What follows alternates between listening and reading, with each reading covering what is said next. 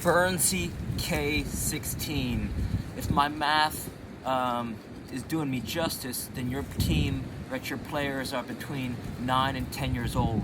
And what most coaches who coach U10 players don't realize is that they're not soccer coaches, right? Because your players, U9 and U10, all things being equal, the whole team isn't fully developed in their fundamentals of dribbling, juggling, and passing and shooting, right? So what you really want to do is create a fun skills and drills type session that you can do every practice, that they're going to see a progression in their abilities. Because, right, if you could only choose one, winning games or developing their skills and abilities, I think you'd have to agree that you'd want to see them grow as players and as young people, right? So, and then because this is exactly, right, not only did I learn this, what I'm about to show you 27 years ago, but when I did this with players that were the same age, you know, their parents after the end of the season said, hey, I just want to let you know that, you know, during our spring, right, I had them in the fall, and then come the spring, their parents said to me that there was a tremendous improvement in their abilities. So this is called the Tom Turnbull skills and drills practice session, and it's super simple, and it takes an hour to do, and you could do this every single practice, and you're going to see them improve significantly. Okay, so it looks like this. It goes ball mastery, dribbling sequences, juggling game, and then 1v1 to cones, ideally with a small ball. So for ball mastery, you want to search Cover Coaching, right? Cover, Coerver. He's a staple, right? He's been doing ball mastery for years. I think there's an app, and it's a freemium style app. So, you know, maybe you get three or four ball mastery moves, and then maybe, you know, you get all 50 or you get all 100 for maybe $2, $3. And so the pattern should be the first practice you should learn one ball mastery move, right? So you can go, maybe the first ball mastery move is is chop, right? So all player dribbling and chop,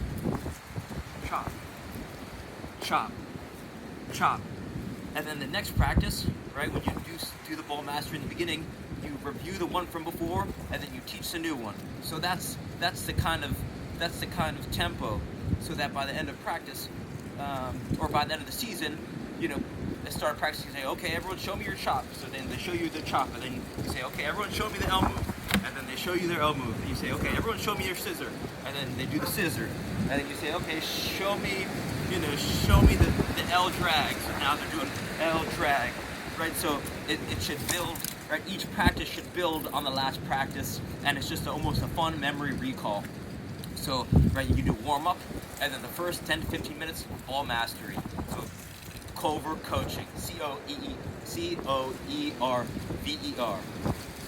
So for the second, right, this next thing you go into is dribbling sequences. So what I'm going to show you is the Tom Turnbull dribbling sequence. So with my players who are exactly the same age, we do ball mastery, and then I would have them do the sequence around the whole. They would go around the field doing this very sequence that I learned 27 years ago, and it goes outside, outside, inside, outside, inside, outside, outside, inside, outside, inside, outside, outside, inside, outside, inside. The reason why it's so effective is because it's a rhythmic pattern. It allows players to develop their dribbling abilities without thinking about dribbling. And you want to make sure that they're saying it out loud when they do it. This is going to help them internalize it and develop a mind-body connection. You also want to make sure they go slow in the beginning, right? You say slow, smooth is fast. A lot of players, they try and go way too fast when I teach this to them, and you really got to remind them. Even after you remind them to go slow, they're still going to do it fast. So you got to demonstrate it slowly. Outside, outside, inside, outside, inside, outside, outside, inside, outside, inside. So you have them go around, one lap, or depending on the size of the field, or maybe if you only have access to half of the field, then you go 4 laps around, you go 2 laps around, ballpark 10-15 minutes dribbling sequences. Okay, next, barrel game. When I taught this, we had access to the whole field. It was a small field, but we still had the whole field. And since we had this whole field, we had the center circle, right? We had the center circle of the whole field, and then there was that natural, right? There was the circle spray painted around the center point. And why this is important is because for this juggling game, the whole goal is for everyone to juggle balls into the barrel using different parts of their body, right? So this is going to help them develop juggling with forward ambulation.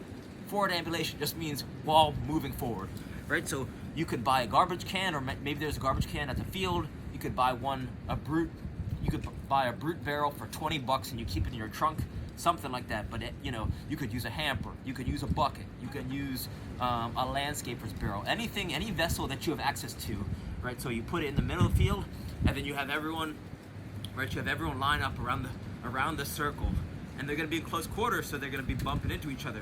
This is a good thing, right? Because it's going to teach them, to shield against opponents, and then even, right, they're going to shield against their own players. They're going to be bumping into each other.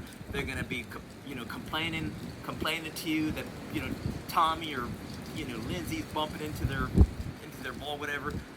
How I would do this, and kids would be crying because they couldn't, it would be tough to do this drill. But so right, you want to rotate between right thigh, left thigh, both thighs alternating, right foot, left foot, both feet alternating, and then finishing on every part of the body, any part of the body they want, free for all, right? So combination of feet and thighs.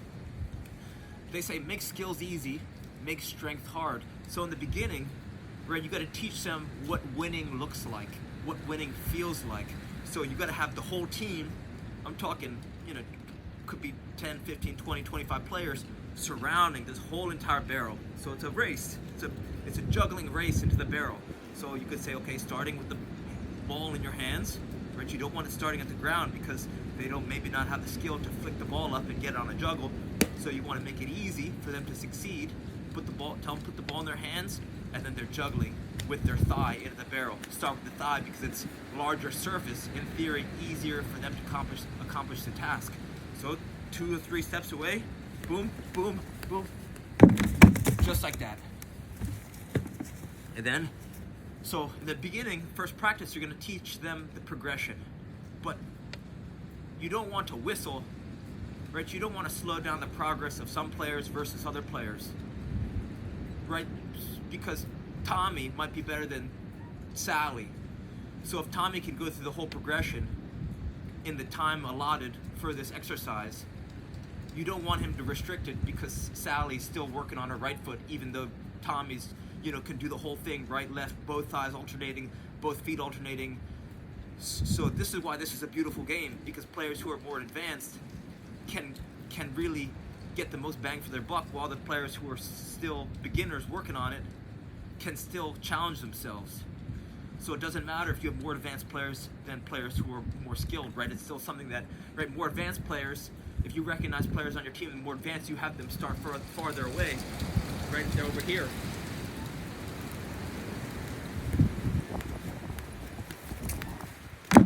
Right? So worse beginner players and advanced players can still compete on the same team. And as the players improve, you can either remove the bounce, or if they're still struggling, incorporate a bounce, right? So if I'm a beginner player, really just developing my juggling, you want to start close with a bounce. Let's say I'm working on my right foot, right? Bounce, kick, bounce, kick, bounce, kick, in, right? If that's too close, if that's too hard, make it even easier. They got to see what winning feels like, so you create a positive feedback loop with the game, right? The game should make them want to play more. Right, so even if they're one step away, right, even if they're here, right, look, been playing this game 27 years, still a challenge, right, one step away, right, That's one. Right, so then they go left foot. One.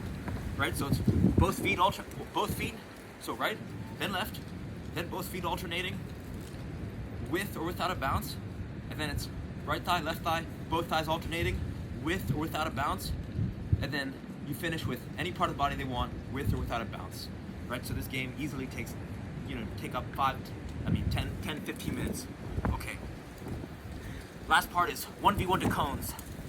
Ideally, if you can invest, right, depending how committed you are as a coach, if you can invest in some size 1 balls enough to where two players can compete, right? So you're gonna invest in some size 1 balls, it shouldn't be more than $10, and then a set of cones. So you line up, right? One of the sidelines makes a natural line, so you line up the cones, right? A couple yards apart, and then a couple yards away, you line up cones in matching distance, so you make a 1v1 grid. And then players, maybe they switch partners 3 different times over the course of 15 minutes. And all they're doing is 1v1, trying to knock each other's cone over. This is going to help them transition from attacking to defending. It's going to help improve their foot skills. It's going to help them develop their shielding abilities. And then it kind of incorporates everything that you just learned, right? Because it's going to incorporate ball mastery. It's going to incorporate your dribbling sequences. Even the rhythmic aspect of juggling into the barrel is incorporated in the same game. So it kind of ties everything together, and it's a great finisher because it's a lot of fun competing. Right, competition raises energy level and intensity. So that's and then maybe you finish with a cool down. Everyone walks backwards the distance of the field in reverse, and then everyone walks backwards the distance of the field, same thing in reverse, and that's called ROKP, reversing out of knee pain, by Ben Patrick. And then if you got time, stretch. Really make sure you focus on good habits, warming up and cooling down, and that's it. If you run that practice session every single practice, you're going to see a tremendous improvement in their abilities, because these are fundamentals taught through skills, fun skills games. How you doing? Good. And if you run that every single practice, right, not even an hour, warm up, 4 exercises, cool down, and that's it. Right, you do that every practice, you're going to see them. It's going to be a lot of fun. The parents are going to see this simple progression of exercises, and it doesn't matter if you don't win one single game, because all the players are going to get better. Because it's a plan, and the plan works. Because it's, I went when I was the worst player on my team. I did this Tom Turnbull training. We did the same exact thing every single training session. Next season, I scored more goals than the whole team combined. And this was 27 years ago. And I taught this same thing to my young middle school players, right? U8, they were grades 6, 7, and 8. So exactly the same age that you're coaching. I'm going. So give that a try. Reach out with any questions. All right, thank you.